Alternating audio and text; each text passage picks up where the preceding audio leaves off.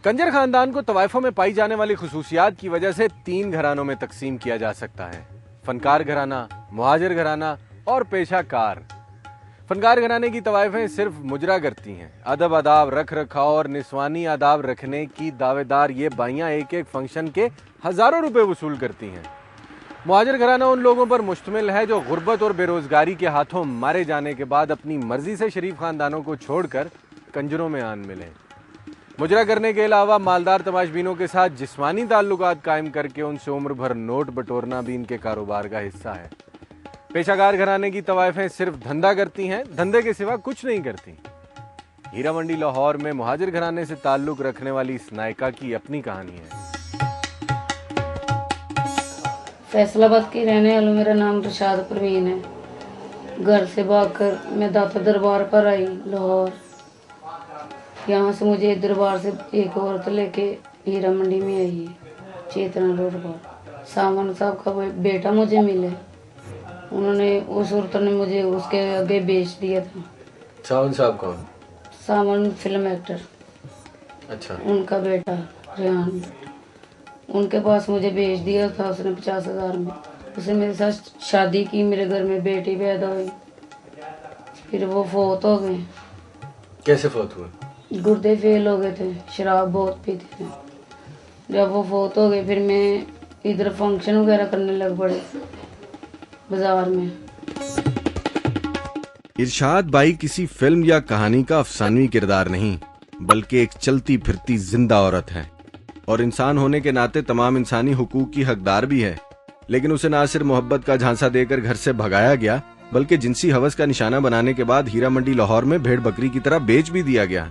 जुल्म सितम की ये दास्तान अभी जारी है।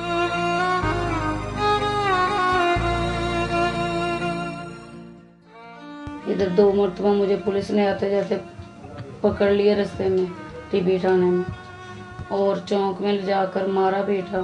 थानेदार ने मुझे शराब पी हुई थी, उन्होंने सिविल कपड़ों में थे, हमारे घर में आए, मैं कपड़े धो रही थी। मुझे कहने लगे कि हमारे साथ मकसद तामनकार। मैंने कहा नहीं, मैंने नहीं करना। उन्होंने मेरे साथ बदफेली की। फिर मैंने कहा मैं एसपी के पास जाऊंगी। उन्होंने मुझे मारा है, मारते मुझे ले गए, मेरे जंगले को हाथ डाला है, उन्होंने डंडा मारा, ये मेरी हड्डी टूट गई थी। परवेज लाई ने मुझे आर्डर उनको किए थे कि इसका मुलाजा कराओ, इन्होंने मेरा मुलाजा नहीं कराया। मकसूद गुजर मुझे पार्टी जाकर पट्टी करवाई है, पट्टी करवा कर मुझे घर छोड़ दिए। कहता तुम सुकून के साथ बैठो, खर्चा लेना है तो बात करो। फिर मुझे जेल भेज दिया गया। फिर मैं जेल से आती हूँ, इसके पास मेरी बच्ची थी, मैंने बच्ची मांगी है। फिर इसने मेरा पर्चा किया, मुझे अंदर कर दिया। इसने कहा रिट वापस ले लो, रिट वापस नहीं लोगे तो मैं तुम्हें पुलिस मुकाबले में मार दूंगा। अच्छा, थोड़ा सा बताइएगा किसने आप पे जुल्म किया और क्यों किया? एक मोहम्मद सैन है ऐसे ही, एक खान रशाद है ऐसे ही, जोहर आलम सब इंस्पेक्टर। इन्होंने मेरे नाल बुरा भला किया है। इन्होंने फिर मुझे मारा है, मकसद लिटा कर मुझे लितन मारे इन्होंने, चौक में ठुड्डे मारे हैं मुझे, बहुत मेरे साथ जास्ती की है। फिर मैं अदालतों में जाती थी, उधर मुझे पकड़ लेते थे। 4 पर्चे दी। मेरी माँ गरीब है, वो रोती है। मेरी बेटी का जब आज तक नहीं पता मुझे चला है।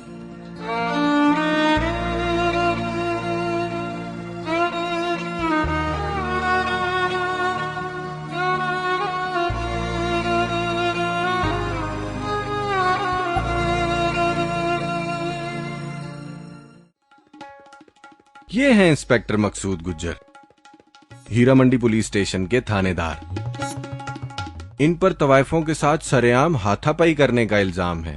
औरतों को मैं नहीं मारता, ना मुझे मारने की जरूरत है, लेकिन मुझ में एक आदत है कि जब मैं पकड़ लेता हूँ तो फिर मैं छोड़ता नहीं, वो छोड़े कोर्ट छोड़े। लेकिन अगर मुझे कोई इन्फॉर्मेशन आ जाए कि जी वहाँ पर कोई ऐसा काम हो रहा है तो मैं तो फिर कानून के मुताबिक कार्रवाई करता हूँ। तो उसमें यह था कि ये सिर्फ नाच गाना करती थी, और अगर किसी के साथ कोई तलब करती थी ये जिस्म फरोशी वगैरह का, तो वो बड़े हाई लेवल से मुराद किसी सनतकार या किसी बड़े मिल ऑनर से इन्होंने कोई अपना तलक रखा तो वो उनसे महाना लेती थी। वो 1-2 मर्दों तक महदूद रहती थी। मसलन कि हम किसी को जिस्म फरोशी में पकड़ते हैं और उसके खिलाफ ये इसी कानून के तहत मुकदमा दर्ज करते हैं, फिर तो उसको सजा होती है। उसमें हमारी कानूनी पेचीदगी ये है, एक तो हम डायरेक्ट घर नहीं जा सकते, किसी का घर रेड नहीं कर सकते जितनी देर तक हम वारंट ना लें। तो अगर इजाज़त लेने के लिए जाएं तो हमें तो 2 दिन 3 दिन इजाज़त ही नहीं मिलती।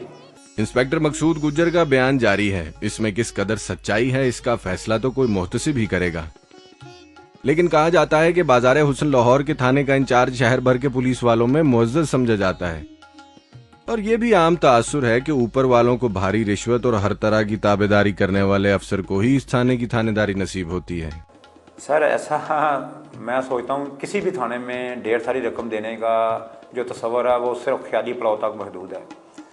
ये मैं अब 13 माह मुझे हो गए हैं, तो इस हवाले से तो मुझे तो फिर बड़ी कसीर रकम देना पड़ती होगी कि यहाँ तैनात रहने के लिए, लेकिन ऐसा नहीं है। तवाइफ ना तो गरीब है ना कमजोर, वो अपने फन और जिस्म की कमाई से अपना खानदान पालती है, दलाल को खिलाती है और पुलिस को भत्ता देना तो हरगिज नहीं भूलती।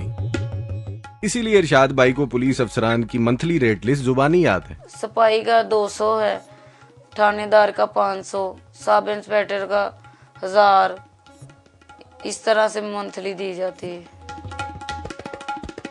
अगर तवाइफ के पास मुजरा करने के लिए मुल्क की फाजिल अदालत का जारी करदा लाइसेंस मौजूद है तो फिर वो भत्ता काहे का देती है? ना तो मैंने कहा था कि इनका लाइसेंस चेक किया है और ना ही मुझे आज तक पता चला कि किसी के पास कोई लाइसेंस है। ये 2 घंटे की इनको परमिशन है जो साल से चलती आ रही है। उसमें इनका एक होता है कि वो इन्होंने लाइसेंस लिया है या वो गवर्नमेंट को टैक्स पे करते हैं या कोई ऐसी कोई बात नहीं है।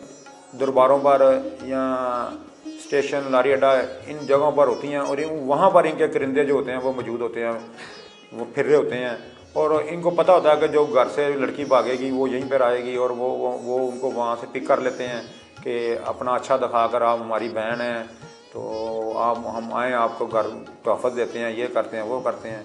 वो इनके चक्कर में आ जाती हैं। वो ले आते हैं इनको, 1-2 दिन अपने साथ रखा, उसको बड़ा अच्छा खाना खिलाया, कपड़े बनाए, उसके बाद फिर 1-2 दिन के बाद उसको दरिंदों जैसा सलूक करके उसको इस काम की तरफ राग़िब करते हैं। वो फिर सारी ज़िंदगी यहीं पे रह जाती हैं और वो मरकर ही उनकी जान छूटती है।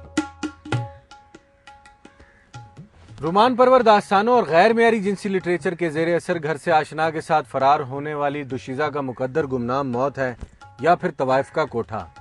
आज भी शरीफ घराने की लड़कियों का बेवफा सनम के हाथों मोहब्बत में धोखा खाने के बाद तवाइफ के कोठे की जीनत बन जाना एक हकीकत है जो न सिर्फ उस लड़की को एक जिल्लत आमेज जिंदगी बख्शता है बल्कि उसके हंसते बंसते खानदान को भी उजाड़ के रख देता है।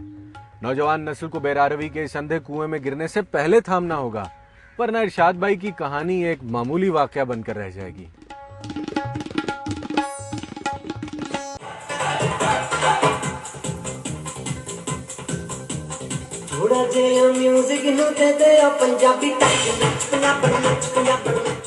तवाइफ घराने में बेटी की बड़ी इज्जत है क्योंकि वो खानदान के लिए एक ऐसा ब्लैंक चेक है जिसे किसी मालदार तमाशबीन के हाथों नथ खुलवाकर जब मर्जी कैश करवा लिया जाए। कुछ ऐसा ही वाकया इस नौजवान तवाइफ की जिंदगी में भी पेश आया। मेरा नाम सन है, ठीक है। मैं पैदा तो यहाँ पर ही हुई हूँ।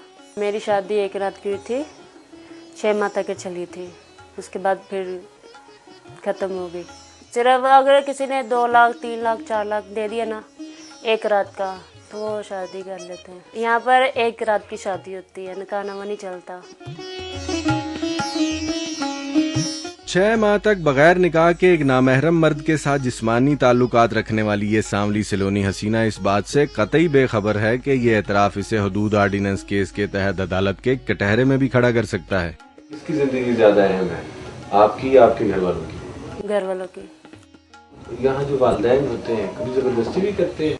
कभी करते हैं, किसी के पास जाओ, रात गुजारो, ये करो वो करो। तो तय ये हुआ कि कंवारी लड़की के साथ पहली दफा पैसे लेकर सोहबत करवाना नथ खुलवाई है।